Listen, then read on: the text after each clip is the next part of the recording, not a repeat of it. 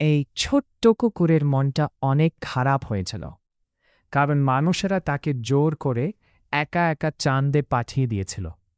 এজন্য ছোট্ট কুকুরটা অনেক মন খারাপ করে পৃথিবীর দিকে তাকিয়ে ভাবতে শুরু করে কিভাবে সে তার বাবা মায়ের কাছে ফিরে যাবে। তখনই সে চাঁদে আরও একটা রকেটকে আসতে দেখে জলদি করে সেই রকেটের কাছে চলে যায়, কারণ সে মনে করেছিল কেউ তাকে এই রকেটে করে পৃথিবীতে নিয়ে যাওয়ার জন্য চলেছে। কিন্তু কুকুরটা সেই রকেটে উঠতে গেলেই সেই রকেটের দরজা বন্ধ হয়ে যায়, কারণ সেই রকেটে কোন মানুষ ছিল না। সেই রকেটে করে একটা রোবটকে পাঠানো হয়েছিল যা থেকে পাথর নেওয়ার জন্য। কিন্তু তখন সেই রোবটটা বারবার পাথর উঠানোর চেষ্টা করলেও ও উঠাতে পারছিল না। এজন্য কুকুরটা পাথরটাকে সামনে এগিয়ে দিলে রোবটটা সেটাকে উঠাতে সক্ষম হয়। এরপর সে পাথরটাকে নিয়ে রকেটের ভেতরে রেখে দেয়।